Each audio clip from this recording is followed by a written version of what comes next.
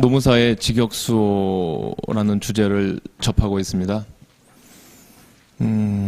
어떻게 보면은 직역수라는 것은 모든 자격사들이 공통으로 가지고 있는 고민인 것 같습니다. 저희들도 마찬가지로 이 직역수 문제에 대한 고민을 계속하고 있습니다.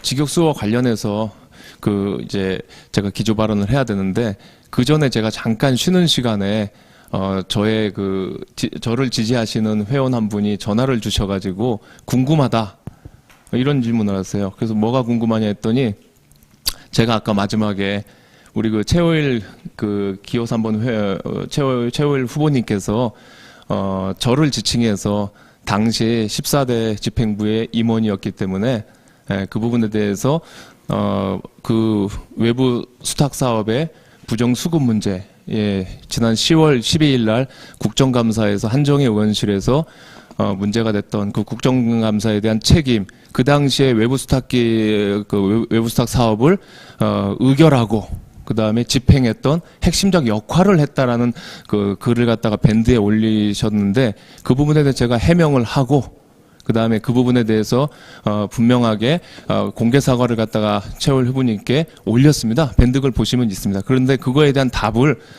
현 집행부의 부회장이신 전혜선 노무사님께서 3시간 전에 그 같은 밴드에 그 해명글을 올리셨어요. 즉 진상조사 비상대책위원을 하셨던 전혜선 노무사님이. 그러면서 그대로 보시면은 제가 읽어드릴게요. 자, 당시입니다. 직훈과정 등을 결정하였던 174차 이사회 회의록이 실제 서명 결의 없이 작성되어 문제가 된 직훈과정을 승인받았다는 사실을 확인했습니다. 당시 부회장이었던 표대중 회장 후보, 박영규 회장부는 이사회 서명 결의 자체가 허위로 작성된 것이므로 모를 수도 있었다는 것도 확인했습니다. 이 부분 진상조사 회의에서 확인된 것으로 그간 오해가 있었습니다. 라고 확인이 됐습니다.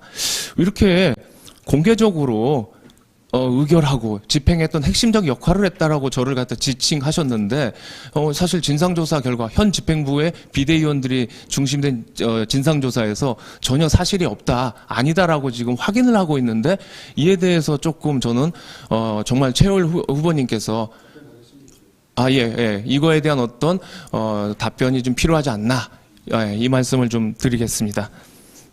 네. 단호합니다. 저희 기호 2번 유세하면서 제가 회원님들을 만나보면서 말씀을 드렸습니다. 제 왼쪽에 있는 우리 송명진 부회장 후보 계시죠?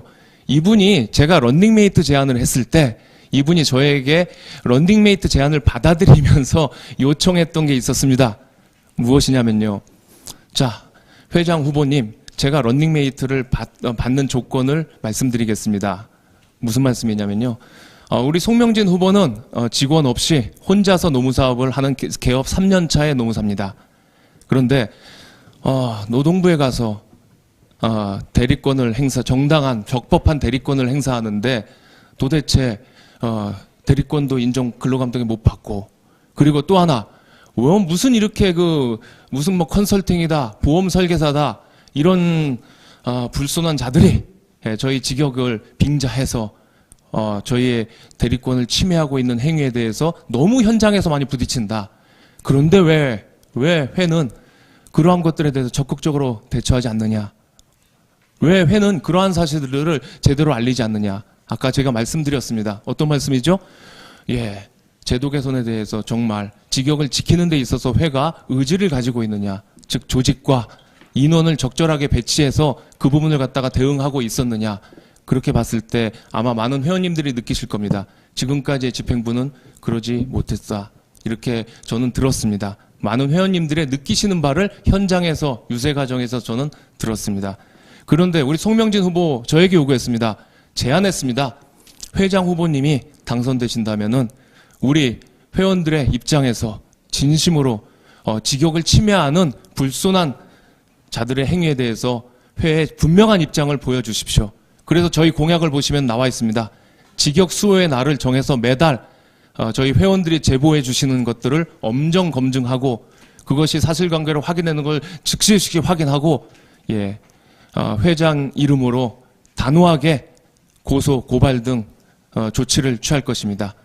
그리고 이것이 곧 우리 그 송명진 부회장 후보가 런닝메이트로 들어오면서 저에게 요구했던 것이고 저는 흔쾌히 받았습니다. 그럽시다.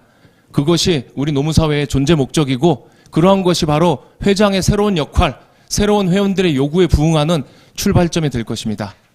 이상입니다. 감사합니다.